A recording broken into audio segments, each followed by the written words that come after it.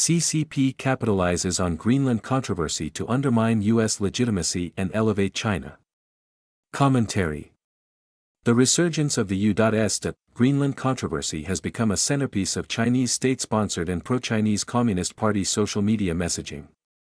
Following President Donald Trump's renewed interest in acquiring the territory and subsequent threats of tariffs against European allies, pro-China accounts on X, TikTok, and Instagram have pivoted to frame the United States as a hegemonic bully while positioning the Chinese regime as a defender of international law and strategic autonomy.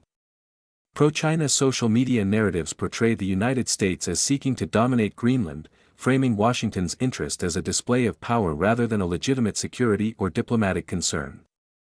The issue is cast as another example of American imperial behavior, with U.S. actions described as relying on tariffs, threats, and military force. The propaganda also suggests that any potential deal would ignore local consent. Ironically, for all of the CCP's rhetoric about sovereignty, none of the videos mentions that Greenland is not independent or that its population has expressed a desire to break free from Danish rule. By contrast, China is presented as a cooperative and development-oriented actor, emphasizing science, infrastructure, research partnerships, and long-term investment. Pro-China social media accounts push narratives that contrast the United States with the Chinese regime.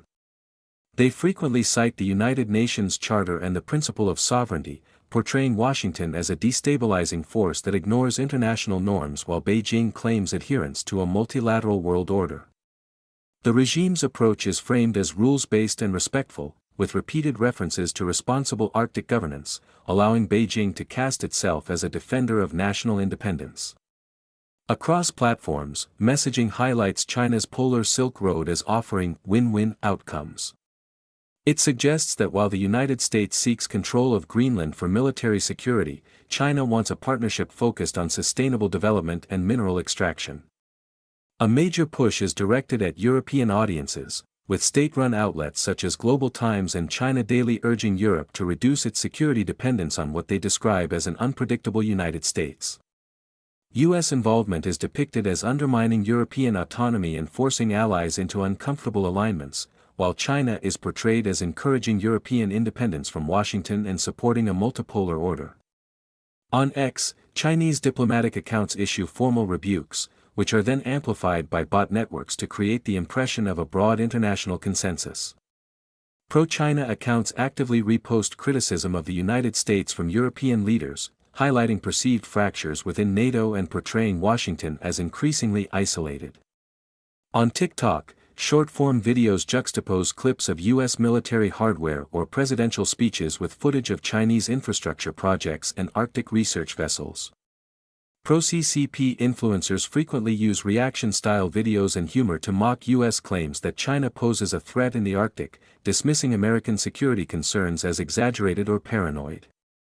Instagram features high-production graphics contrasting U.S. imperialism with China's peaceful rise, content designed to appeal to younger and Global South audiences skeptical of Western foreign policy. Some accounts frame U.S. interest in Greenland solely as climate-driven resource grabbing, while positioning China as a clean energy leader capable of helping Greenland responsibly develop its rare earth resources. The CCP has also produced entertainment-style propaganda to reinforce these themes. One rap video mocks America's China shock fears by portraying the United States as an overhyped patriot figure endlessly discussed by television pundits. In the video, the United States is symbolized by an eagle in a business suit that complains about its treatment by the media, before the focus shifts to China's technological rise. China is depicted as an industrious panda coding computers, building robots, and watching a rocket launch. The video claims that when the United States succeeds, it is called progress, but when China succeeds, it is labeled overcapacity. Another video mocks U.S. tariffs by depicting obese Americans toiling in a factory, implying that tariffs were intended to save American jobs that Americans themselves are unwilling or too overweight to perform. When Elon Musk took over X, he uncovered tens of thousands of CCP-linked accounts. While many have been purged, countless others have survived and continue posting around the clock. The account at thinking_panda circulated a video ridiculing U.S. claims that Greenland requires American protection from China, labeling the argument shameless. The account at Chen Weiwa rejected U.S. insinuations linking China to Greenland and Venezuela, stating that China opposes U.S. takeovers and presenting Beijing as a defender of sovereignty. An account called Sotwe posted videos of the Philadelphia drug crisis and Chinese visitors being mugged on the street, with the comment section dominated by Chinese accounts referencing Trump's Greenland ambitions and broader claims about U.S. plans to also take over Panama and Canada. The account at Alternate Media X shared videos of alleged anti-U.S. protests in Greenland, along with footage of a Chinese spokesperson urging Washington to stop invoking the China threat to justify what were described as selfish geopolitical interests. The most widely shared content came from Anna Chenmiao, which posted a thread arguing that Trump's interest in Greenland is a Western land grab and that the real threats come from the West, not the East.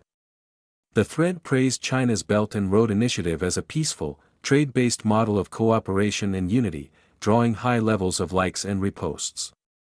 The primary objective of this campaign is not necessarily to influence Greenlanders directly, but to delegitimize the United States as a global leader.